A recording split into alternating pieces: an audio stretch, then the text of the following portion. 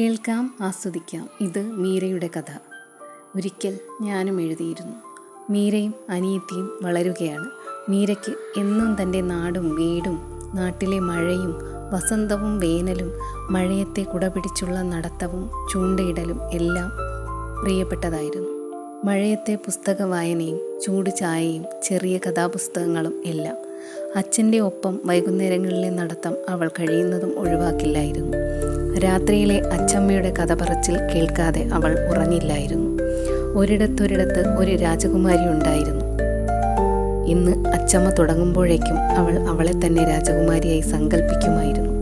School കാലഘട്ടത്തിൽ തന്നെ അവൾ എഴുതി തുടങ്ങിയിരുന്നു. അവൾക്കന്നൊരു പേരുമേടിയിരുന്നു, കവിയമ്മ. അവളുടെ ഏറ്റവും പ്രിയപ്പെട്ട വിഷയം മഴ തന്നെയായിരുന്നു. മീരയും അനിയത്തിയും പെട്ടെന്ന് വളർന്ന പോലെ മീര 12ാം ക്ലാസ് കഴിയാറായിരിക്കുന്നു. കഥ ഇഷ്ടമാവുന്നുണ്ടെങ്കിൽ ലൈക്കും സബ്സ്ക്രൈബും ചെയ്ത് സപ്പോർട്ട് ചെയ്യണേ. നിങ്ങളുടെ വിലയേറിയ അഭിപ്രായങ്ങളും രേഖപ്പെടുത്തുമല്ലോ.